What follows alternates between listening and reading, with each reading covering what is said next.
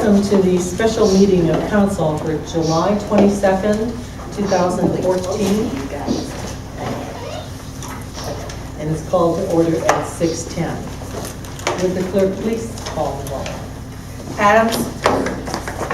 Jones. Here. Safari. Excused. Jackson. Excused. Brownlee. Here. Turjansky. Here.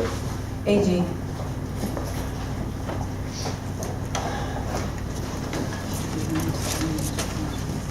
All right. She's apparently going to be late, so I guess she's excused late. Yeah, And Albers, I'm sorry. that's okay.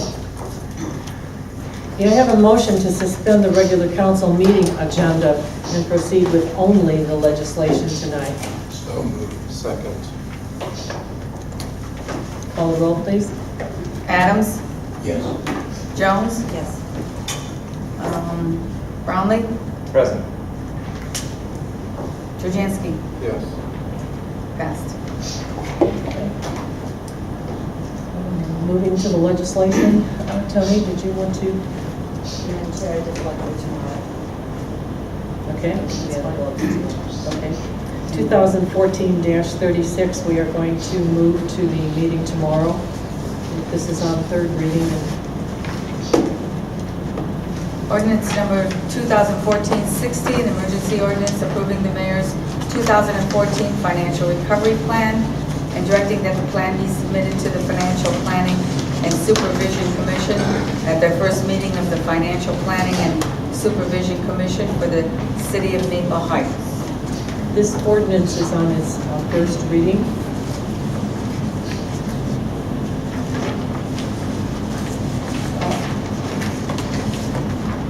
Irene, would you like to come to the table? We have a microphone over here for you.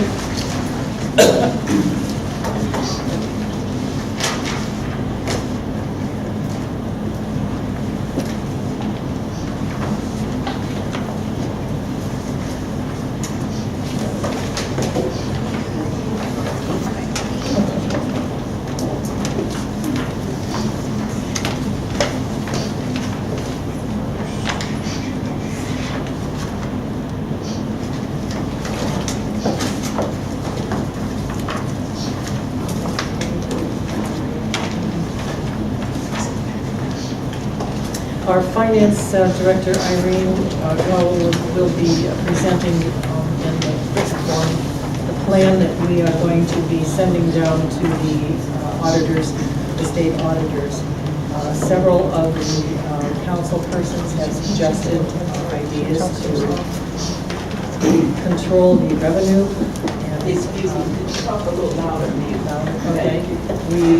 We have sent suggestions along with the directors to Irene, and we definitely will see some of these, plus ideas from other communities that have been in fiscal watch. So that's what we are seeing this evening, is the plan that we are looking at to send to the auditors. And Irene, you're on. Okay. Can I have one? No, put it down. No, I mean, Good evening. We're in this discussion still of the plan. As you know from the samples that we have received, there are many components to this plan. So it's sort of complex, and we're still gathering data to make sure we are all inclusive. We have presented a first draft on last Wednesday, the last meeting. So tonight, we're going through the second draft. Each time we're adding different items as we come across data.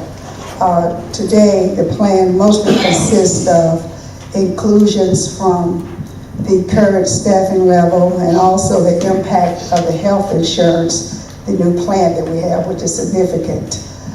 There were several suggestions from the council and other members. One of the things we had to deal with as the mayor and I perused the list is that some of the items had already been taken care of in prior legislation. Some of them require legislation by council, so they weren't added. But for the most part, there had to be $1.06 added to their suggestions so that we could show the savings. So we're still developing that list, and as we proceed through this process, we'll be adding different things to that. So what I passed out tonight basically shows the impact of the health and the changes in the current staffing level. So if you would like to go through this, and of course it's 2014 through 2018. 2014, which is this current year, as you know, is still evolving. So therefore, these numbers have changed a little, probably continue to change as we enhance the budget and try to cut some of the expenses. In this, you will have each department, and this is basically the general fund. You guys have an extra copy for the chiefs and myself by chance? Why don't you give it those? You want to make copies? Thank you, just,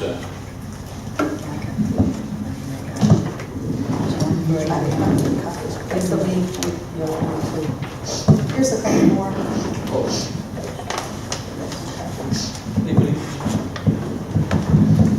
So I think at the last meeting, we had an extensive discussion on how this plan is developed in terms of the different components. And the biggest focus is on the general fund, although there were some other funds that needed attention from deficit, which basically will sort of take care of themselves through budgeting and then also the resources that come in. Those are the special revenue funds that I'm speaking about, that's sort of grant related or either special assessments that come in to offset those. So what we have, again, is the general fund as we developed it from prior. If you want to take a look at the 2014 columns, and as you read across horizontal, you will see the changes that were made to reflect the personnel and other items as we had amended the budget. So basically, as I said, you want to take a minute to peruse this, and you can see the difference in the 2014, which will reflect on a partial savings because some of the changes weren't made until late in the year. The 2015 through 18 will reflect a full year's savings. So that's why the number seems to be much larger, and well, smaller in terms of the savings than the prior year. If I could direct your attention to the last page, that's the page that the auditors are most interested in.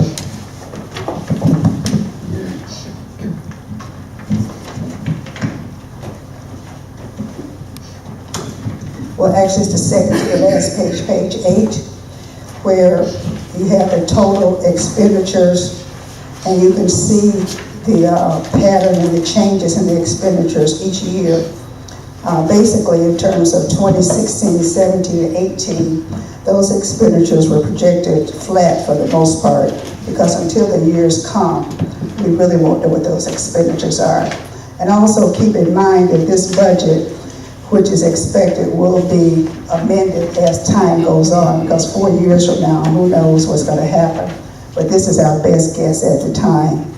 So as we look at page 8 and 9, where you see the total expenditures for 2014, they're projected at $12,500,000, and then the years after is like 9.7.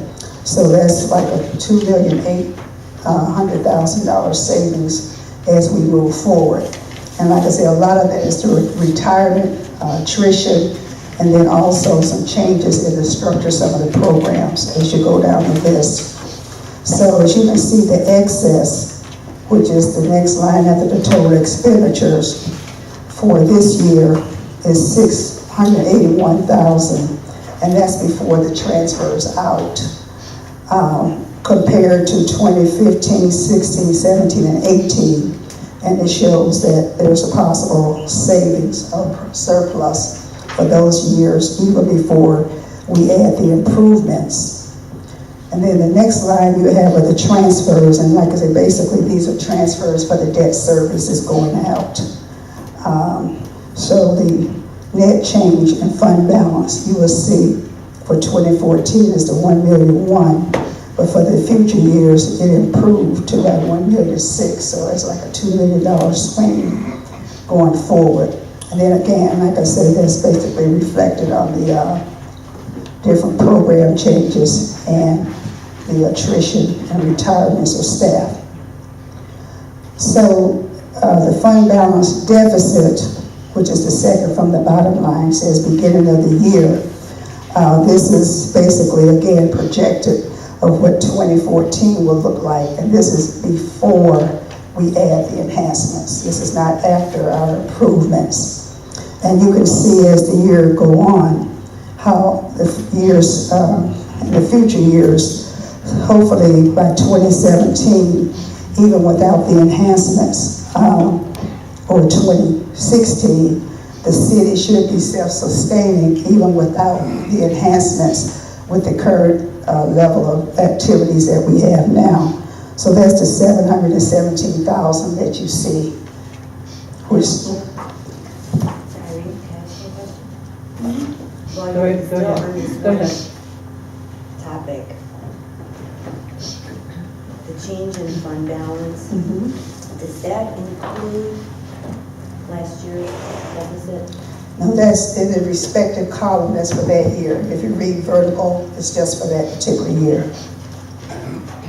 So this forecast doesn't include the past deficit? It does, but not on that line. You asked me about the changes in fund balances. Fund balance, it reflects that particular respective year.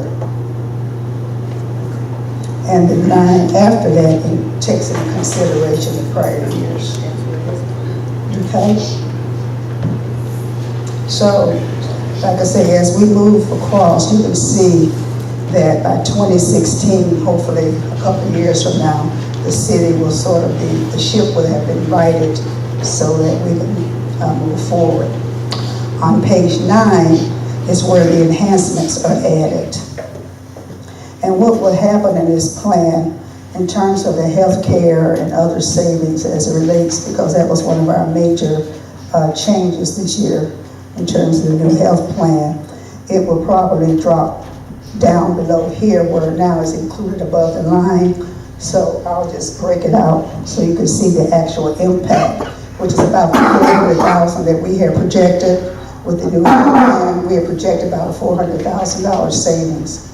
So that number is now incorporated actually in the fringe benefits. So the fringe benefits you see includes that savings. But I'll extract it and put it below the line so you can see exactly what that number is.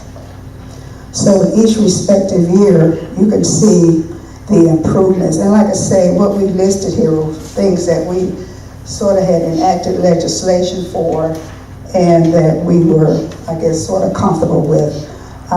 The items that council had submitted, a lot of those are not here because it requires legislation. So once legislation is passed, I can add it, you know, for the various suggestions that you had on some items like rental and property changes and fees and permits and grants and stuff like that. So right now, these are properties, you want to say, items that we have already, this body has already enacted legislation for, and therefore it will probably be acceptable by the commission. What they don't want to see is a lot of things that's just sort of pie in the sky kind of wish. So as you look across, you can see these numbers which you saw before, and so you should be familiar with them. And the bottom line was this ending cash at the plan item.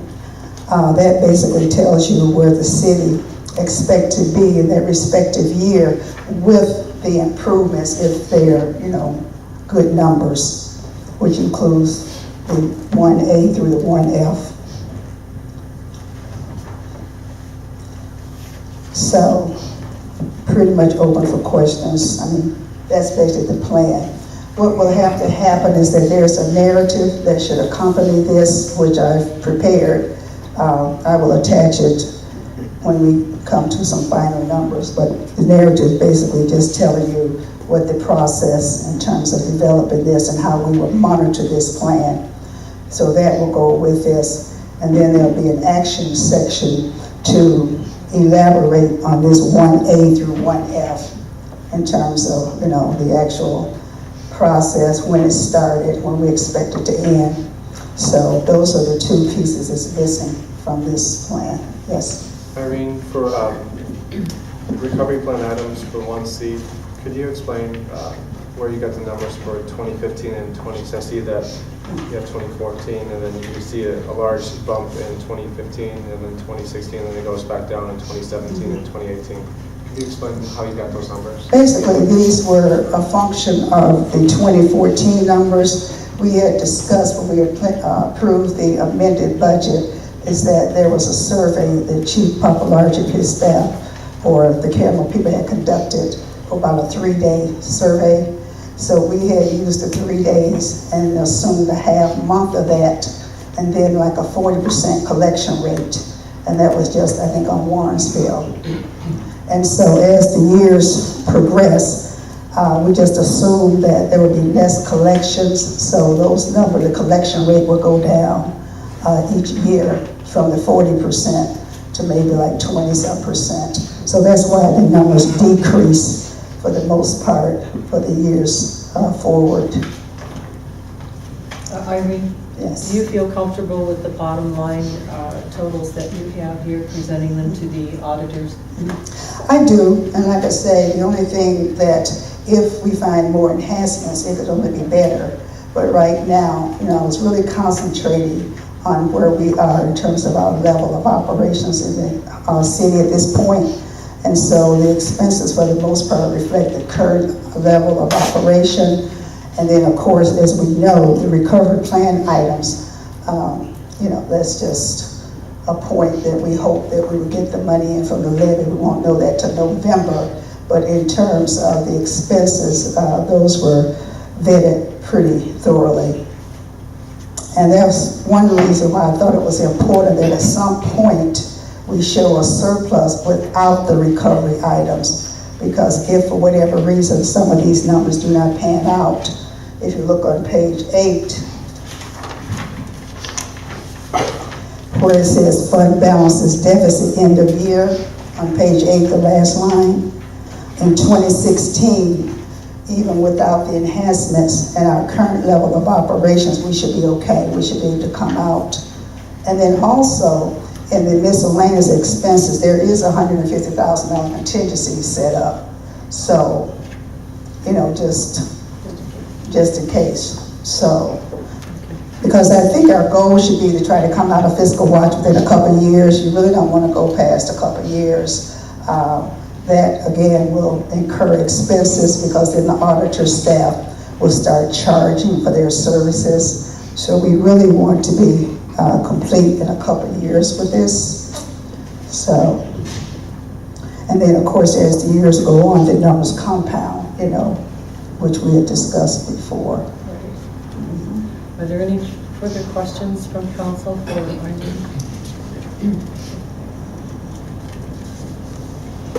Yes, ma'am. Go ahead, Mr. Brandon. On page 2, under fire, total fire, it shows a reduction of $1.2 million being spent in that, in the fire section. What is that attributed to? Mostly attrition, retirements, resignations. I mean, there's been a lot of changes going on now in the fire department. Next year, you'll see the full year effect. This year, you may only see, so hypothetically, say if there's 6 staff that's not in this for next year, you're looking at roughly $600,000. I mean, an average of $80,000 to $100,000. But in 2014, you won't see the full year effect. Some staff, is retiring, say like in August or September or the end of the year. That would not be appreciated in 2014. But in 2015, you'll see the full year effect of the salaries and compensation. How many firefighters were laid off? How much were we shorter than the beginning of the year? I would defer that to the mayor or the chief Dursick in terms of the number. Sorry, I don't know the number. I just know the current roster, but I'm not sure. I know there's been a couple different layoffs, but the mayor or chief Dursick may want to address that in terms of the number. But the numbers you see here are taken from payroll. Go ahead, Chief, if you'd like to give us the numbers. 4 layoffs, February 12th. I didn't hear you. 4 layoffs, Okay. This year? yes, sir, February 12th. What will be the difference from the beginning of this year till the end of this year? Beginning of this year, we had 39. As of August 2nd, we should have 28.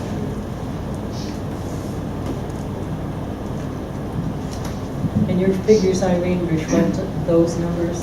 It does, but keep in mind, some of them are partial year, Right. and also there's payouts, which is in 2014.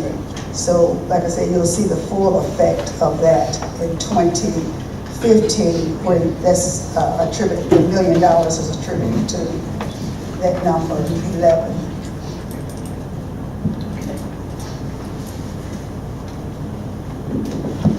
Madam Chair?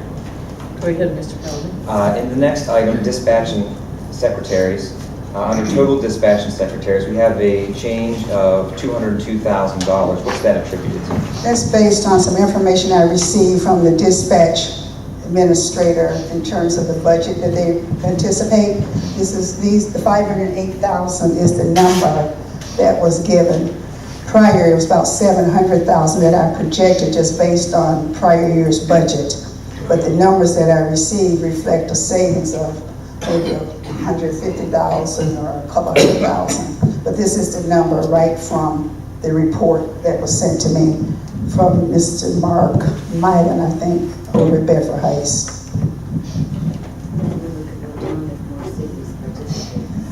Well, I really can't speak on that, but this is what I have now. So this is what I'm using.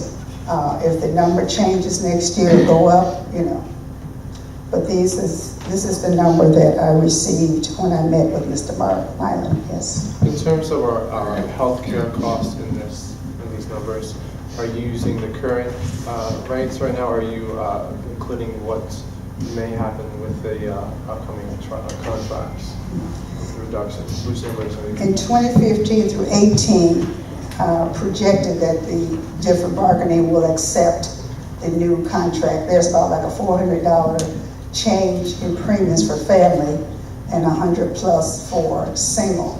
So those numbers, in addition to the increase in contributions, but the increase in contribution will show on the revenue side.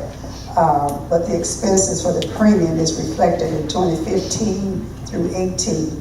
In 2014, there's a mix. Some of the, for example, the police and fire have not, the unions haven't negotiated the rates. So basically, you see a partial year for non-bargaining for the most part. It was effective June 1st. Madam Chair? Yeah.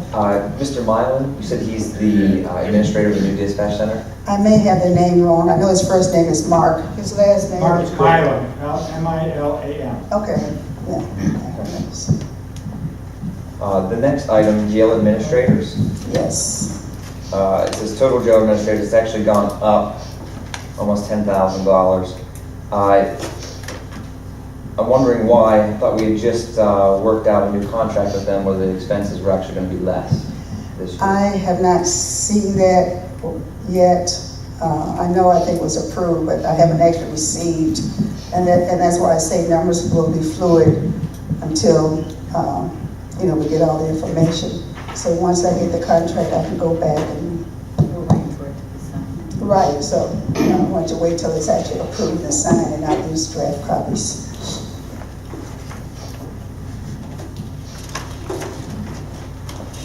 Madam Chair?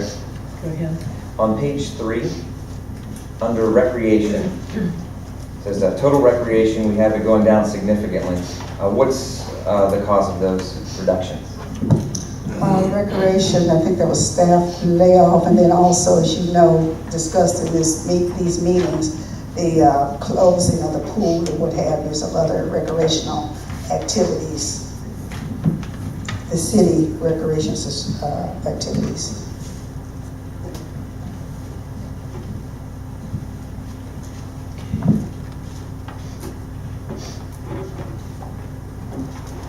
Any other questions for Irene?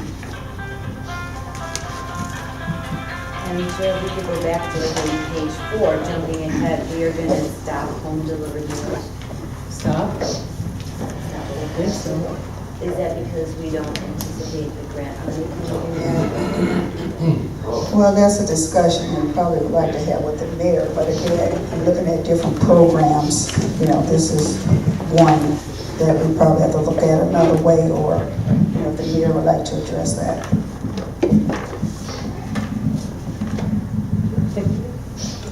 And I guess, well, one thing I can say, the home delivered meals, the staff that was there, you see, is basically a half a year, and that staff has been moved to another department, because pretty much it's just fringes and benefits. In fact, most of that is being done by volunteers, the delivery. Okay, well, that's good to know, because in the contract, and I don't know, is Linda here? No, she's She's here. here. I spoke to them today, so that's one of the things we were looking at, a creative way. But at this point, because I didn't have numbers to add, I left them out. Because if it's done by volunteer, it will not be a cost to the city.